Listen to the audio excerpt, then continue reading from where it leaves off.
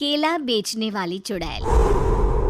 एक बार की बात है, जादूपुर नाम के एक गांव में करतब दिखाती एक औरत एक रेड्डी के लिए गांव में आती है। आइए आइए मेहरबान कदरदान, खाइए रोहड़ा के ताजे ताजे केले, कभी खाए नहीं होंगे ऐसे केले, पीले पीले केले खाइए। ये कहकर रोहड़ा हाथों में 4 केले लिए उन्हें सर्कल में जोर जोर से हवा में उछालती हुई करतब दिखाती है, जिसे देखकर आसपास के सारे बच्चे अपने अपने मम्मी पापा से उस औरत के पास जाने की जिद करने लग जाते हैं। पापा, ऐसा तो सर्कस में बॉल से होता है ना, ये आंटी तो केले से कर रही है, चलिए ना पापा देखते हैं। रोहड़ा एक पतली सी तार पर चलती हुई केलों से करतब दिखाती है। आते जाते सभी लोग बाहर रुककर उसके करतब देखते हैं और वाह वाही करते नहीं थकते। जैसे ही एक आदमी पास आकर उसे पैसे देने लग जाता है, तब वो कहती है, अरे नहीं नहीं साहब, मैं करतब तो बच्चों के मन को बहलाने के लिए करती हूँ, धंधा तो मेरा केले का है। पीछे देखो मेरी रिड्डी, जो भी मेरे केले खाएगा मेरी तरह चुस्त दुरुस्त और तंदुरुस्त हो जाएगा। पता चलता है क्या कि मेरी उम्र 55 की है। अरे पर ऐसे ठंड के मौसम में कोई केला क्यों खाएगा? ये ऐसे वैसे केले नहीं है साहब, ये शरीर में गर्मी देते हैं, ठंड को दूर भगाए जो भी रोहिणा के केले खाए। पापा, अगर मुझे केले नहीं मिले तो मैं घर नहीं जाऊंगी। तभी उसके पापा कहते हैं कि बेटा, केले ठंड में कभी गर्मी नहीं देते, ये सब कहने की बातें हैं, सामान बेचने का तरीका है इनका। पर पिंकी नहीं मानती। मैं केले खाऊंगी। पिंकी की जिद के आगे नत्थू हार जाता है और उसे केले खरीद कर दे देता है। पिंकी खुश होकर केले घर ले आकर खाती है। अब मैं भी करतब करूंगी, कितना मजा आएगा, जादुई केले। पिंकी पहला केला खत्म भी नहीं करती कि वो बेहोश हो जाती है। दूसरे केले से एक काला धुआं आता है और रोहड़ा चुड़ैल बनकर बाहर निकल आती है। मेरे भूतिया केले बच्चे न खाए, ऐसा हो ही नहीं सकता। जादूपुर वालों, कब तक बचोगे? आ गई हूं मैं रोहड़ा, जिसका कोई नहीं कर सकता सामना। रोहड़ा पिंकी को गोद में उठाकर काले धुएं में कहीं गायब हो जाती है।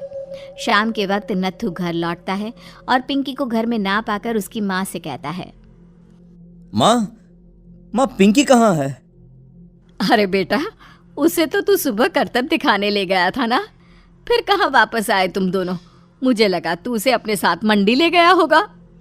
हे भगवान, मेरी बच्ची कहाँ गई? मैं उसे घर ही तो छोड़कर गया था माँ। नत्थू गांव के घर कोने में अपनी बेटी को ढूंढता है, पर उसे वो कहीं नहीं मिलती। परेशान होकर, आखिर रो रो कर नत्थू हिम्मत हार कर घर लौट आता है। अगली सुबह रोहड़ा फिर से करतब दिखाने आती है और इस बार पिंकी की तरह रोनी केले खरीद लेता है। 50 रुपए दिए थे पापा ने, सारे पैसों की मैंने केले खरीद लिए हैं। अब मैं भी आंटी की तरह ही करतबबाज बन जाऊंगा। यही सोचते हुए रोनी केले खाता है और पहला अकेला केला आधा खत्म भी नहीं करता कि चुड़ैल उसके सामने आ जाती है। मेरे साथ चलने का समय आ गया है रोनी। ये तो बस शुरुआत है, अब इस गांव के सारे बच्चे धीरे धीरे मेरे कब्जे में होंगे, एक बच्चा भी नहीं बचेगा। ये कहकर रोनी को गोद में लेकर काले धुएं में अदृश्य हो जाती है। इसके बाद हर रोज गांव में से कोई ना कोई बच्चा गायब होता, पर ऐसा क्यों हो रहा है किसी को भी समझ में नहीं आ पा रहा था। रोज की तरह अपनी बेटी पिंकी की तलाश में नत्थू गांव के एक तालाब के पास बैठा रो रहा था। कहाँ गई मेरी पिंकी? शकुंतला के जाने के बाद एक वही तो मेरा सहारा थी। अरे उसकी आत्मा कोस रही होगी मुझे कि मैं अपनी बच्ची को संभाल भी नहीं पाया। नत्थू ये कहता हुआ रो ही रहा था कि तभी तालाब में से उसे शकुंतला की आवाज सुनाई देती है। कहाँ थी तुम शकुंतला? हमारी बच्ची और सारे गायब हुए बच्चे रोहड़ा के कब्जे में हैं। वो बच्चों को जो केले देती है उससे बच्चे बेहोश हो जाते हैं और उसके कब्जे में आ जाते हैं और वो उन्हें ले जाकर काली दुनिया में ले जाती है। पर वो ऐसा क्यों कर रही है? ये मैं नहीं जानती, पर उस दुनिया का रास्ता मैं आपको बता सकती हूँ।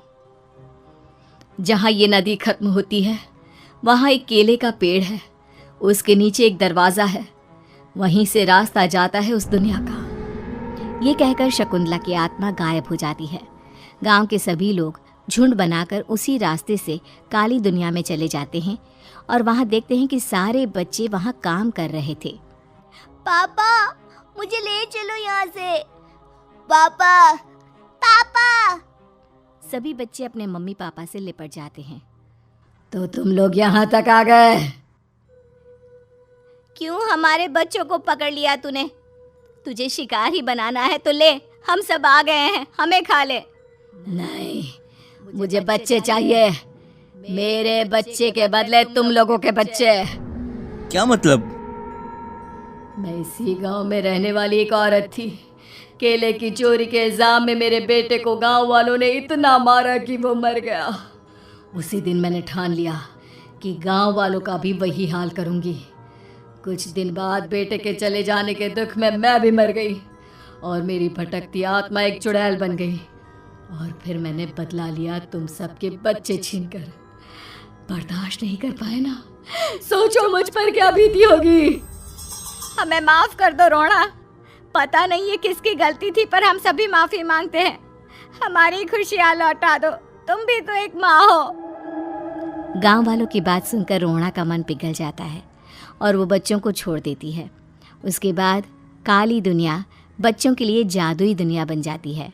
अब कोई भी कभी भी वहाँ आ जा सकता था।